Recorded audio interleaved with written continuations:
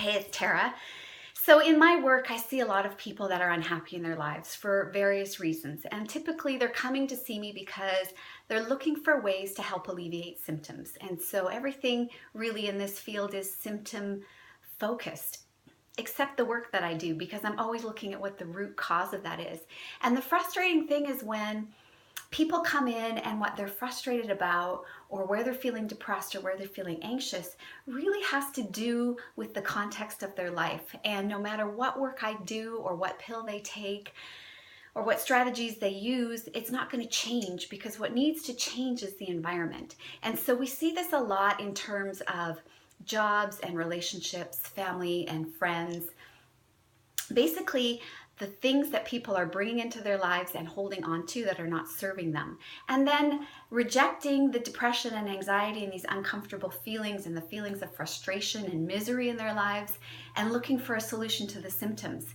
Embrace the symptoms, because the symptoms in these cases are your system, your nervous system, your mind, your body saying, look, your life is not aligned with what you wanted it to be. You're not living full of purpose. You're not living full of joy. You're not satisfied, and you're unhappy. And so these symptoms are normal. They're normal to give you an alert that you need to shake things up and make some changes. There are people that stay in relationships their whole lives, their whole adult lives, or for at least years and years, and they're unhappy, and the relationship is never going to change and it's never going to get better, and they're tolerating really unacceptable behavior and circumstances and toxicity, and then wondering why they're not happy in their lives, why they're not moving forward with their other goals in other areas of their lives, and why they have symptoms of depression or anxiety, or just feeling totally numbed out and dissatisfied. You get to change your relationship. If you're in an unhealthy situation, if you're unhappy in your relationship, you get to change that. You don't have to stay in that forever, but that is your choice. Same with where you work. A lot of people start a career and they stay in it no matter how miserable they are, and they feel trapped. So they come because they have job stress and they have symptoms again of anxiety and depression. They can't stop thinking about their job, and it's a dead end, and they want help with the symptoms, but the symptoms are not going to go away until you change the environment. So that's going to happen with your friendships as well. You must be in healthy relationships.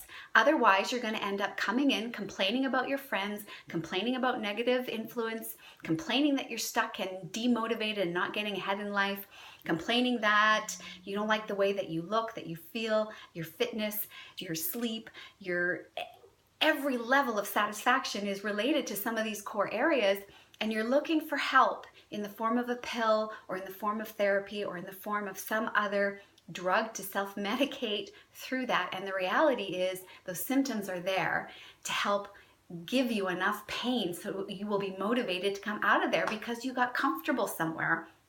And now it's no longer serving you, or it's unhealthy, and your entire system knows it's unhealthy. So there's a bunch of things that you're doing to keep yourself from being happy, and that includes not being selfish. One of the first things that people need to look at is, we've been told not to be selfish. We've been told to put other people first. At some point, you have to look at your relationships and your job and your friendships and say, what's in this for me? What am I getting out of this? Because I deserve to benefit as much as I'm giving out. I deserve to have joy in these areas of my life.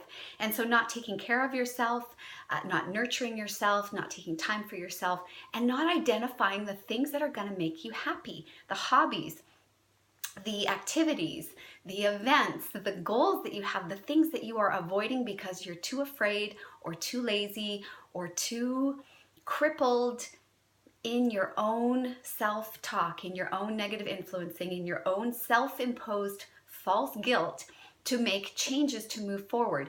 You get to live a life that you can be proud of, that makes you happy, but you have to have the courage to say, I'm allowed to have something in this life for me.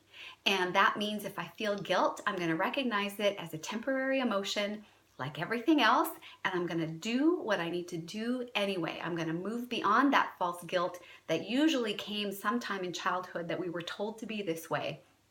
Get rid of it. It's not serving you. Have the balls in your life to move forward in a way that keeps you forward momentum in pursuit of things that are going to bring you joy, because you are the best to other people when you are living a life that makes you happy, that makes you feel fulfilled, that gives you that sense of overflowing and that positive energy that then you can give to others, and then you can serve others in a place that's healthy. So we don't take care of ourselves, and we're not selfish enough. We don't have a plan. We think that we're going to wait for an escape route to show up. We're just going to bide our time, and then there's going to be an open door that we're going to be able to launch out of into something fantastic. The universe is going to provide what we need when we need it. And maybe there's some truth to that, but the reality of escapism is there is no escape for those who sit and wait. You're going to have to blast down some brick walls, punch through some walls, create a hole to crawl out of if you want a real escape from your life, if you're in a place of negative toxicity where you're not happy.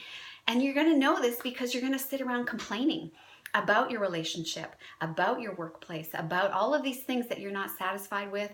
That's going to occupy not just your thoughts, but the dialogue that you have with other people. You're going to be a total buzzkill, but you're also going to keep yourself saturated in victim status and totally not moving forward. You will never develop a plan because you're so consumed with where you are right now. Start looking at the life that you want. Start creating a plan so that you are filling your days with things that give you a sense of purpose and joy and passion.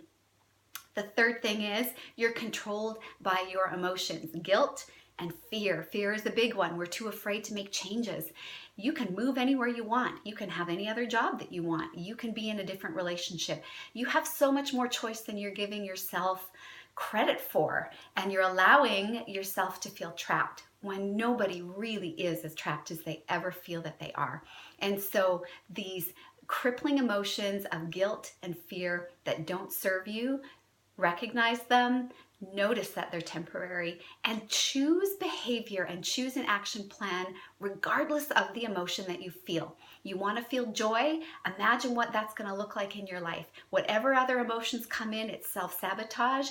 You make choices to make decisions to move forward in your life regardless of the temporary emotions, especially of guilt and fear that you're feeling.